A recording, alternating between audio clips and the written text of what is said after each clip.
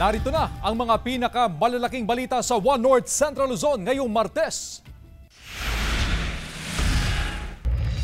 Dalawang pasahero ng van sugatan matapos mabagsakan ng malaking bato sa Pagudpud, Ilocos Norte. Mahigit piso kada litrong pagtaas sa mga produktong petrolyo, inalmahan ng ilang tsuper. Lalawigan ng Isabela, isinailalim sa state of calamity. Mahigit 2 bilyong pisong danyos na itala. At matakam sa iba't ibang Christmas-themed desserts sa Pampanga.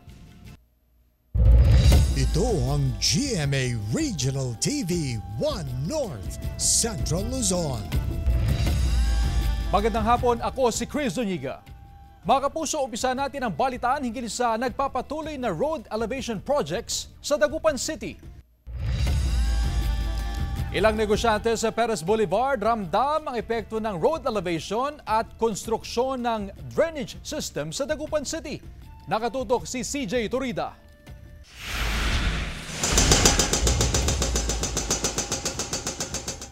Patuloy ang road elevation project sa Perez Boulevard sa Dagupan City. Kasabay ito ng konstruksyon ng drainage system na layong maibsan ang problema sa baha sa bahaging ito ng lungsod. Pero kasabay ng proyekto ang mga apektadong negosyo. 12 taon nang nagbebenta ng pagkain si Windy sa Perez Boulevard.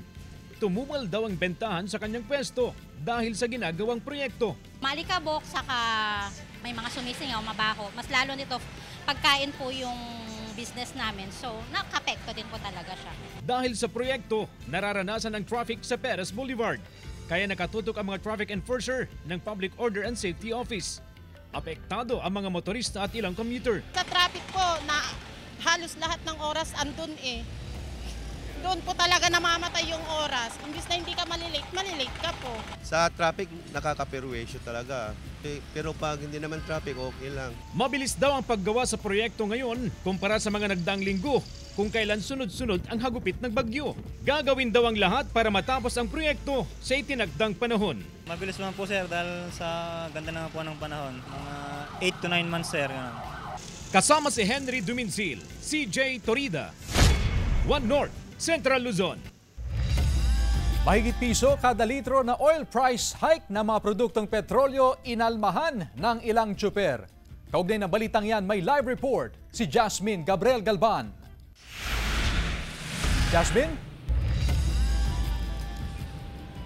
Chris, kasabay ng oil price adjustment ngayong araw, tiniyak ng LTFRB na tuloy-tuloy ang distribution nila ng assistance sa transport sector. Simula nang hindi na makadiretso o makapasok sa downtown area ng Dagupan City ang mga jeep na biyaheng Mangaldan, San Jacinto, San Fabian at Manawag dahil sa mga road construction, apektado na raw ang kanilang kita sa pamamasada. Kakaunti na lang daw ang isa sa kanilang pasahero. Dumagdag pa sa kanilang pasanin ang pagtaas sa presyo ng produktong petrolyo. Masakit din. Oo, Dahil mataas yung diesel. Mahigit piso kada litrong ipinatupad na oil price increase ngayong araw. Piso at 15 sentimo ang taas presyo sa kada litro ng gasolina, habang piso at 10 sentimo naman sa diesel. 80 sentimo naman sa kada litro ng kerosene. Umaasa ang mga tsuper na bumaba ang presyo sa mga susunod na linggo para makabawi sa kita. Kasabay ng ipinatupad na oil price adjustment, inanunsyo ng LTFRB na nakatakdang ipamahagi ang fuel subsidy ng mahigit 1,000 tsuper sa Region 1. Itong mga list na to, tinatawagan namin na pagpunta sila sa bangko to get cards, not us distributing their cards. Opo. So, ang ano nila, ang direct contact nila is the bank. 6,500 pesos ang matatanggap na fuel subsidy ng traditional jeepney operator, habang 10,000 pesos naman sa transport service entity at modernized jeepney operator. Chris, nakikipag-ugnayan na ngayon ng LTFRB sa mga beneficiaries ng fuel subsidy para maklaim na nila ang kanilang assistance mula sa gobyerno. Chris? Maraming salamat, Jasmine Gabriel Galban. Lalawigan ng Isabela, isinailalim sa state of calamity matapos makapagtala ng mahigit sa 2 bilyong pisong danyos. Narito ang report. Isinailalim na sa state of calamity ang lalawigan ng Isabela. Ayon sa Provincial Board, mahigit 2 bilyong piso ang halaga ng iniwang pinsala ng mga nagdaang bagyo roon. Nagbigay ng 50 milyong pisong tulong ang national government at may bibigay ring 20 milyong pisong pondo para sa mga apektadong magsasaka. Ilan sa mga ipapamahaging ayuda ang binhi, pataba at iba't ibang gamit sa pagsasaka. Umabot na rin sa mahigit 2 bilyong piso ang danyo sa agrikultura sa probinsya ng Cagayan matapos sunod-sunod na manalasa ang 6 na bagyo sa loob lamang ng mahigit 20 araw. Bukod sa palay, matindi rin na naging pinsala sa mais at iba pang high-value crop sa probinsya. Sinimula ng ipamahagi ng provincial government ang natitirang Calamity Fund o Quick Response Fund sa mga apektadong magsasaka. Hakbang ito ng gobyerno para matulungan ang mga magsasaka na agad makabangon sa dagok ng mga kalamidad. Yung Office of the Provincial Agriculturist natin, in-expedite nila po yung process. Marami na tayong mga payrolls na napirmahan for them to distribute na financial assistance. Bukod sa financial assistance, tuloy-tuloy na rin ang distribution ng certified seeds at mga pataba sa mga magsasaka. Jasmine Gabriel Galban, One North Central Luzon. Plastic Ordinance mahigpit na ipinatutupad sa Calasiao Public Market. Sundan sa ulat ni Jeric Pasilyao. Mahigpit na ipinatutupad sa Calasiao Public Market ang ordinansang nagbabawal sa paggamit ng single-use plastic. Ayon sa Calasiao Market Division, mahigpit ang kanilang monitoring sa palengke at patuloy sa pagpapaalala sa mga tindera hinggil sa bawal na paggamit ng iba pang uri ng plastics tulad ng styrofoam plates, cups at bowls. Kahapon muling nakipagdialogo ang lokal na pamahalaan sa mga tindera. Dito ipinaalala sa kanila ang mga limitasyon sa paggamit ng single-use plastics. Okay naman, positive naman dahil alam din naman ng mga market vendors natin, ng ating mga stall owners dito na talagang sumang-ayon din naman sila na maipasa yung ating plastic ban dito sa ating bayan ng Calasiao. Imbis na gumamit ng plastic bags, inirerekomendang eco bag na lang ang gamitin para mapanatili ang kalinisan sa pamilihan. Sa fish and meat section, may limitasyon ng ordinansa. Pinapayagan ang paggamit ng single-use plastic subalit kailangan pa rin ilagay ang nabiling produkto sa eco bag o bayong ng mamimili. Single items lang ngayon. Wala na yung doble-doble kasi dapat may eco bag sila. Sanay na rin daw ang mga tindera at mga mamimili sa ipinatutupad na ordinansa. Kaya ang ilan may dala ng sariling lalagyan ng mga pinamili tulad ng ginang na ito mula sa Barangay San Vicente. Pag marami akong bibilin, dalawang dala ko. Para mailagay yung binibili ko sa sako. Sakaling walang dalang lalagyan ng mga mamimili, may eco bag at sako bags namang ibinibenta ang mga vendor mula sa 5 pesos hanggang 25 pesos, depende sa laki at klase. Nakapaloob din sa ordinansa ang multang ipapataw sa mga hindi tatalima sa regulasyon. Kasama si Daryl Peralta, Jeric Pasilyao, One North Central Luzon. Pinakawalan sa dagat ang 4 na bagong pisang pawikan sa Corimao, Ilocos Norte. Ayon sa Menro, mga green sea turtle ang pinakawalan. Napisa ang mga ito sa hatchery na kanilang binabantayan. Marami raw pawikan sa lugar kaya pinapayuhan ng mga residente na pangalagaan ang mga pawikan. Laking pasasalamat naman ng lokal na pamahalaan sa mga residente dahil marunong silang protektahan ang mga pawikan at nagmamalasakit sila sa yamang dagat. Ito ang GMA Regional TV 1 North Central Luzon.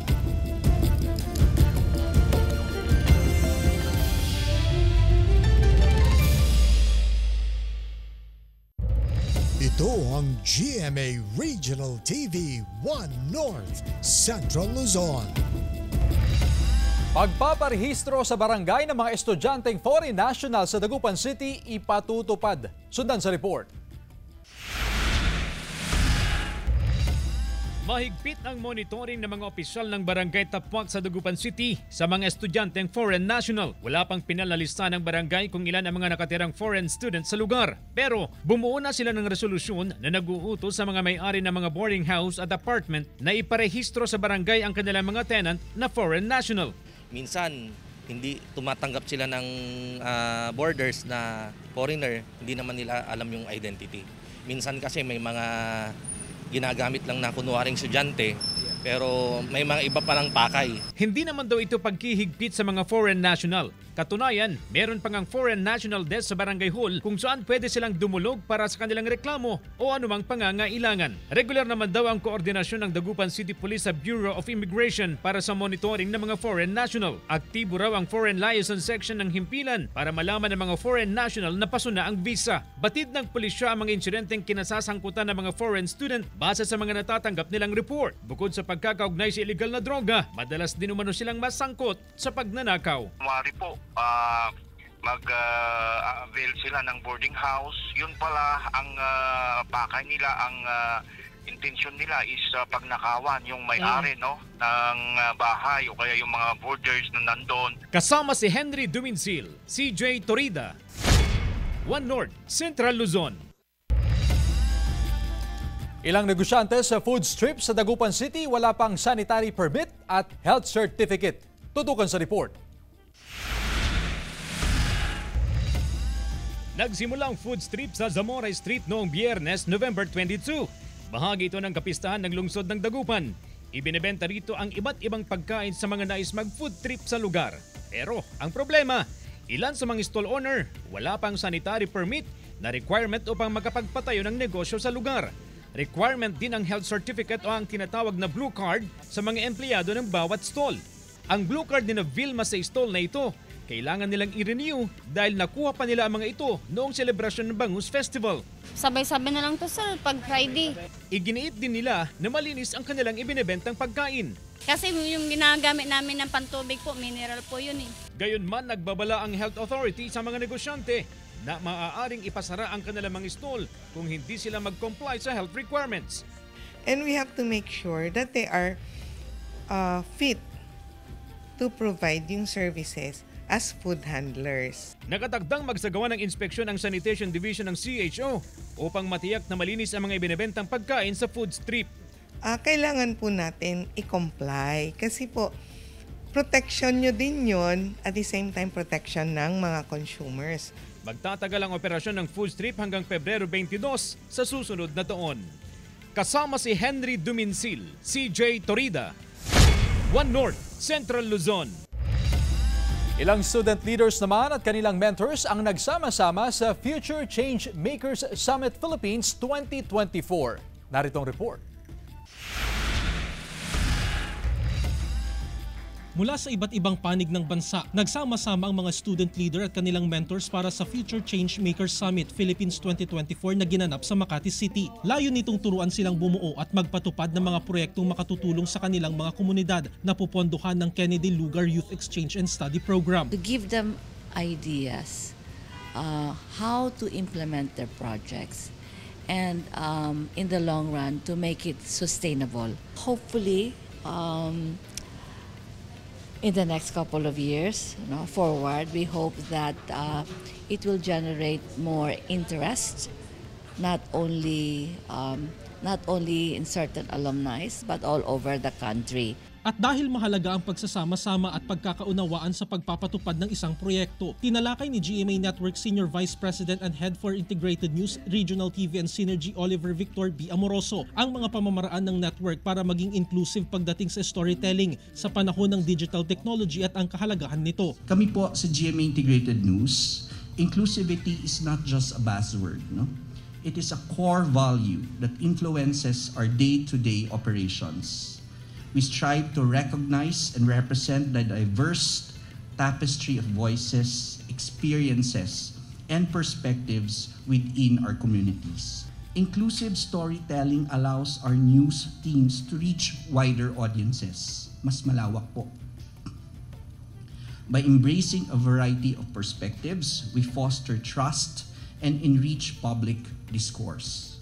Game changers in this digital age, where information can spread at unprecedented speeds, credible and inclusive journalism becomes even more vital. Ayon kay Amoroso, mahalaga ang pagbibigay boses sa local news. It is imperative that stories from communities like mine, like yours, are told. Our regional arm, GMA Regional TV, plays an instrumental role in this mission.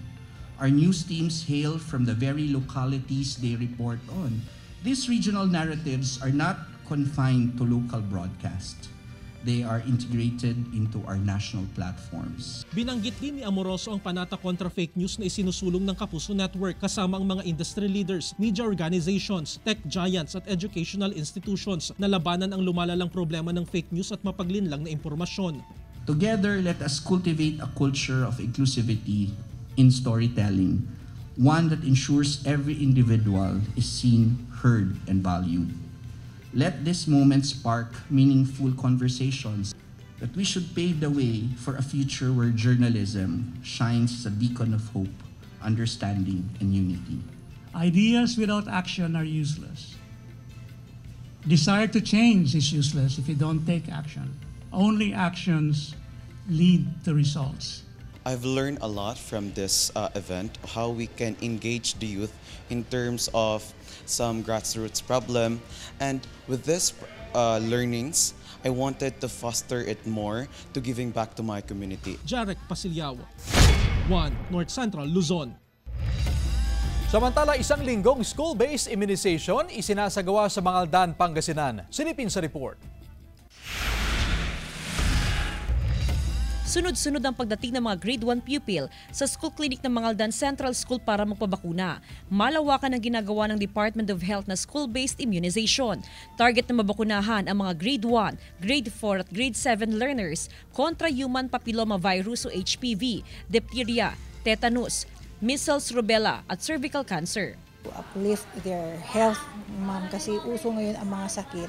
And yet, ang ating bakuna ngayon, vacunable, sabi nila, vacunable dahil pwede po nating i-prevent na magkaroon sila ng tetanus, ng diphtheria, ng tigdas hangin o yung tigdas. Kaya po meron itong bakuna, ma'am. Suportado ng mga magulang ang pagpapabakuna ng mga anak. Proteksyon daw ito ng mga bata laban sa sakit. Mahalaga yun bilang parent kasi para sa mga anak din namin yun. Magtatagal hanggang Sabado, November 30, ang week-long school-based immunization ng DOH at DepEd. Sa amin po sa Department of Health, napakahalaga po na mabigyan natin ng bakuna ang ating mga estudyante kasi sa pamamagitan po nito na proteksyonan po sila laban sa mga sakit po. Sa ngayon, aabot na sa mahigit 102,000 na learner ang nabakunahan kontra measles, rubella, habang mahigit 34,000 naman ang nabakunahan kontra HPV sa buong Region 1. Kasama si Jing Dakanay, Jasmine Gabriel Glaban, 1 North Central Luzon.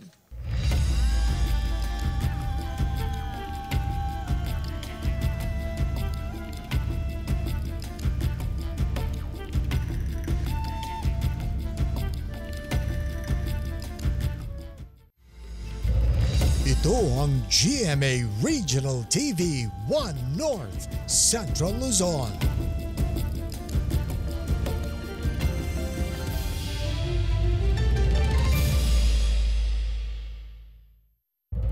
Ito ang GMA Regional TV 1 North Central Luzon.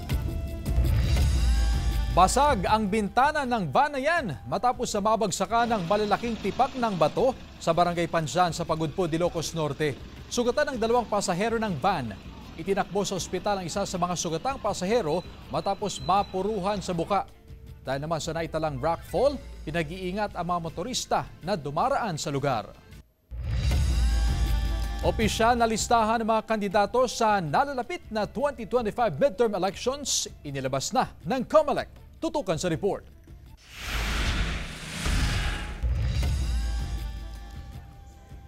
Inilabas na ng Commission on Elections o COMELEC ang opisyal na listahan ng mga kandidato para sa 2025 midterm elections. Kabuang 3,500 ang bilang ng mga kandidato sa Region 1. Mula ito sa mga municipal councilor, vice mayor, mayor, House of Representative, governor, vice governor at board member. Magbibigay ng sapat na panahon ng COMELEC sa mga kandidato para itama kung may mga mali sa mga pangalan sa encoded na list of candidates. Basically, yung list na yan yung magiging basihan kung may mga questions pa sila, yung mga candidates, or kung may gusto silang ipa-amend sa mga election officers. Nakatakdaring ipaskil sa mga COMELEC offices ang list of candidates para magkaroon ng sapat na panahon ang mga botante na mapag-aralan kung sinong iboboto sa eleksyon. Para sa akin po, ma'am, mas okay na rin po para makilala po ng mga ibang tao kung sino na po yung mga kandidato at tatakbo nitong election sa 2025 po. Para po makilala at makilatis po yung mga tumatakbo po. Samantala, sa buwan ng Desyembre ay magkakaroon na ng pagpupulong sa pagitan ng COMELEC, AFP at PNP bilang paghahanda para sa 2025 midterm elections. Kasama si Jing Dacanay, Jasmine Gabriel Galban, One North Central Luzon. Patuloy pa rin ang clearing operation ng DPWH sa mga kalsadang naapektuhan ng nagdaang bagyong Pepito sa lalawigan ng Aurora. Ang DPWH Nueva Ecija nagpadala na ng mga heavy equipment para tumulong at mapabilis ang pagsasaayos ng mga national roads sa lalawigan. May mga kalsada naman ang nadadaanan ngayon, habang patuloy na inaayos ang iba pa na inaasang matatapos bago matapos ang taon. Patuloy din na inaayos ang mga linya ng kuryente na napuruhan ng bagyo. Tumutulong na ang iba pang electric cooperative mula sa ibang lalawigan sa Central Luzon. Sa Isabela, nasa 434 na barangays o 81.40% ang napailawan mula sa 800 o 484 o katumbas ng 89.67% na naapektuhan ng mga nagdaang bagyong Christine, Leon, Ophel at Nika. Iba't ibang kompetisyon para sa daycare pupils tampok sa Children's Month celebration sa Pampanga. Silipin sa report. Nakisaya at nakipagkulitan ang mga cute na daycare pupils na mula sa iba't ibang LGU sa probinsya ng Pampanga sa ginanap na Provincial Children's Congress 2024. Bahagi ito ng pagdiriwang ng National Children's Month ngayong Nobyembre. Iba't ibang aktibidad ang tampok sa selebrasyon na talaga namang ipinamalas ang galing at talento ng mga chikiting. May sapat na pagkain, masok at aktibong pangangatawan.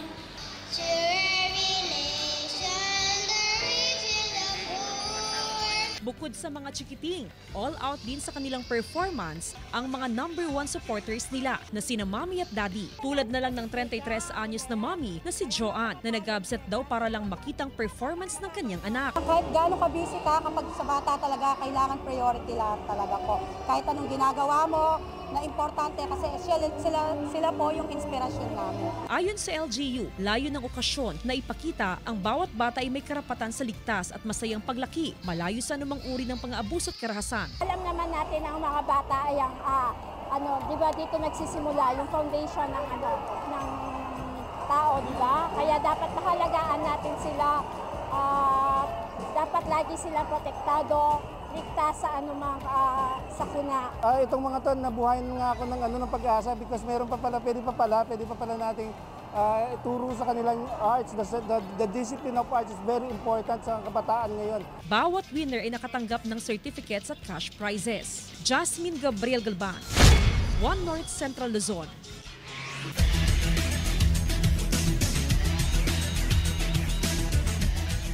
Mga kapuso, inaabangan na ang Best of 3 finale ng De La Salle College of St. Benilde at Mapua University para sa NCAA Season 100 Men's Basketball Tournament na magsisimula sa December 1, araw ng Linggo. Ito ang kauna-unahang pagtatapat ng Blazers at Cardinals sa NCAA Finals. Ito rin ang kauna-unahang pagkakataon mula sa Season 85 na ang kampyonato ay hindi mapupunta sa San Beda o Letran. At first time din mula sa Season 80 na ang Red Lions at Knights ay wala sa finals. Umusad sa finals ang Benilde Blazers matapos talunin ang defending champion na San Beda Red Lions sa semifinals. Muli ring nakatungtong sa finals ang Mapua Cardinals matapos na pataubin ang LPU Pirates sa kanilang semis match.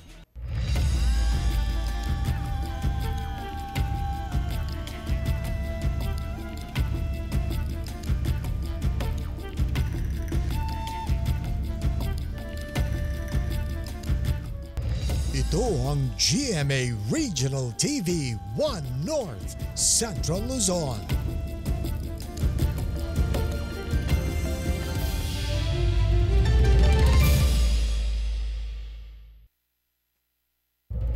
Ito ang GMA Regional TV 1 North Central Luzon. Nasa mahigit 2,000 magsasaka sa Kalasyaw, Pangasinan ang nakatanggap ng pataba, hybrid at inbreed seeds mula sa national government sa pakikipagtulungan ng lokal na pamahalaan. Malaking tulong daw ito para sa mga magsasaka, lalo na ang mga lubhang naapektuhan ng mga nagdaang bagyo. Matatandaang maraming palayan sa bayan ang nalubog sa baha bunsod ng mga tumamang bagyo sa mga nakalipas na buwan. Nahati sa 3 batches ang mga benepisyaryo at inaasahang magkakaroon pa ng panibagong bugso ng distribution sa mga susunod na buwan. Para sa palay, para sa chicken crop at saka mais ang tinatanim namin dito. Matakam sa iba't ibang Christmas-themed desserts na tampok sa isang establisimento sa Pampanga. Silipin sa report. Craving for something sweet and jolly this Christmas, kapuso? Kung desserts ang pag-uusapan, hindi ka madidisappoint sa alok na Christmas-themed dessert sa Clark, Pampanga. Ang mga traditional na Christmas dessert, binigyan ng twist at nilevel up pa ang presentation, tulad ng Blue Santa Tummy Cake, Ube Sans Rival Concord, Raspberry Snowman Tart, Strawberry Gift Shortcake, White Christmas Vanilla Log Cake, at Leche Puto with Santa. First time ko ma-encounter ng holiday style ng Leche Puto. Talagang in-elevate niya yung kakanin, yung food na meron tayo. Extreme experience ng Christmas desserts. Must try din ang kanilang mga traditional Christmas desserts tulad ng Christmas truffles, Christmas macarons na ginawang Christmas balls, at ang kanilang ipinagmamalaking bibing crepe na may cheese, muscovado at salted egg pa on top. Imbis na mag-stick tayo doon sa bibingkang niluluto doon sa uling or sa oven is ginawa namin siyang modern. So ginawa namin siyang crepe style. So ang condiments namin same as is.